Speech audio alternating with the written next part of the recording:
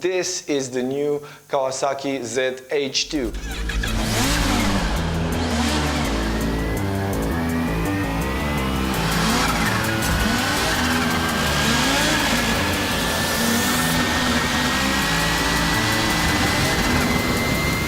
So it's a naked bike with a supercharged engine. What can be cooler than that? You have no fairings, you have the same attitude and almost the same power output as the big H2. You have the same frame. There's an output of 200 horsepower and 137 Newton meters of torque. And imagine that on a H2 you will be behind the fairing, you will push it at the maximum and you will be there. On this one over here, you'll have to be very steady with your hands because otherwise you can fly off the bike. When it comes to 200 horsepower, it's unbelievable.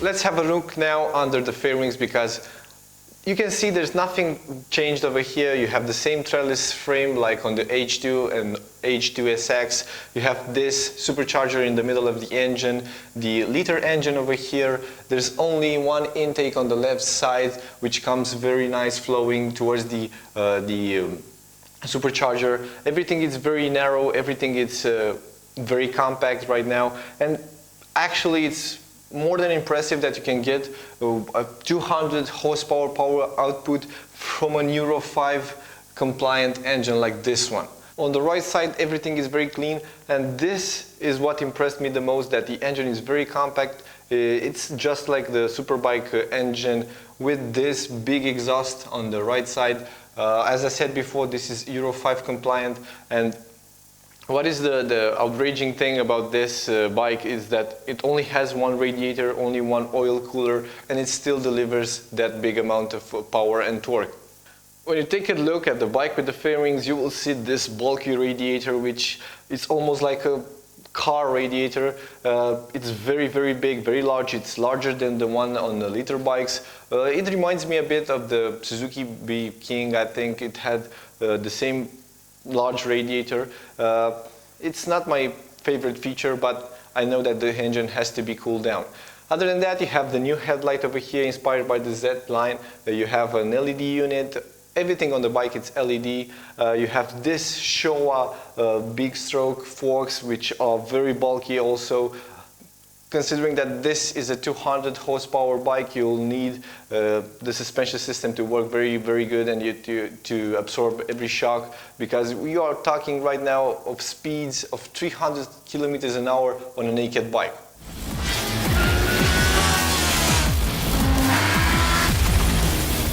Considering that we are talking of high speeds, you'll need all the braking power in the world, so Kawasaki did a good job by fitting the bike with radial mounted calipers and big rear disc and front discs. So you also have all the electronic systems that you can need or wish for on this bike. You have a traction control, you have an ABS, you have power modes, 3 power modes actually. You have even a launch control if you want to race with your buddies on the streets. This will come in very handy. There's a new dash coming from the Versys 1000, but with a lot more features right now. You have the lean angle, you have the braking spread towards the front and rear, you have the boost from the supercharger that you can check out over here. And the cool part about it is that you can shift without the clutch up and down, so this will be a very tough race for your friends because this bike will get to top speed in a few seconds, so that's very impressive.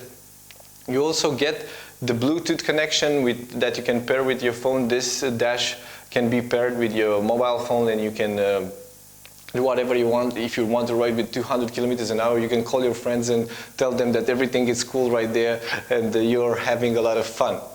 No, don't do that.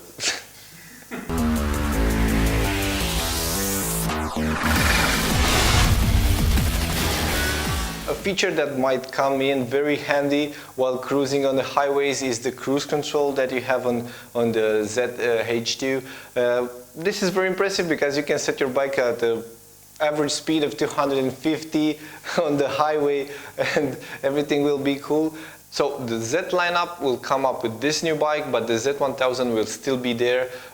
It will be a very tough year for Kawasaki because we already know that Ducati is working on a new street fighter that will be unveiled very soon, and we're gonna cover it. And also the guys at KTM are planning to come up with a new Duke which will be close to this amount of power. So that's it for now. We will cover all the major news as soon as possible for this fall, but till then, don't forget to subscribe to our YouTube channel.